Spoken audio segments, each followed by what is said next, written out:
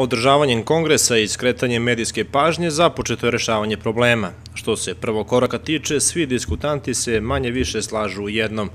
Neophodno je zaustaviti 20-godišnje propadanje srpske ekonomije i to kroz sticanje ekonomske nezavisnosti.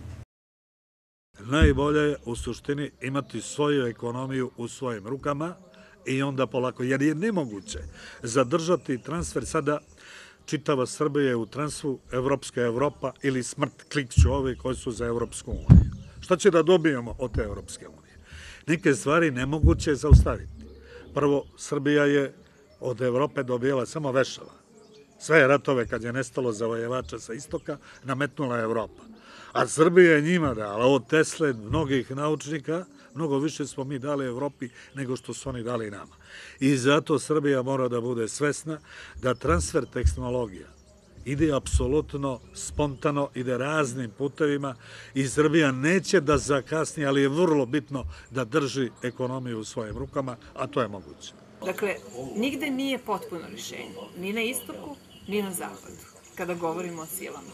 Sila ima jednu zakonitost, a jeste da će vas ošamariti svaki put kada radite kontra njenih interesa. Jer se sve normalne, jake države u svetu rukovode interesima. Šta bi trebalo da bude interes Srbije? Kako Srbija da orijentiše svoju spoljnu politiku? Tako što će napraviti svoju privredu, ojačati svoje institucije i okrenuti se zemljama koje su u prethodnom periodu pokazale dobru nameru. Ruska federacija nas nije bombardovala. I tekako se zauzimala za nas kada je pitanje Kosova i Metohije jednostrano proglašena nezavisnost u Savetu bezbednosti. To je manevarski prostor koji je jednoj državi otvoren diplomatskim sredstvima.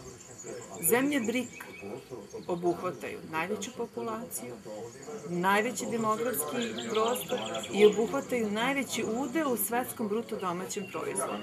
Zemlje BRIK-a sa kojima mi imamo tradicionalnu saradnju i od kojih mi redovno bežimo.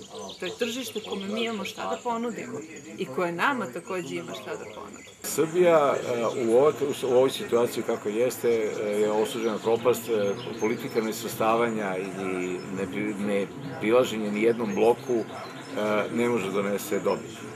Prilaženje bloku koji želi da vas uništi je kao prilaženje dželatu koji drži sablju i sprema se da se vam odseče glavu.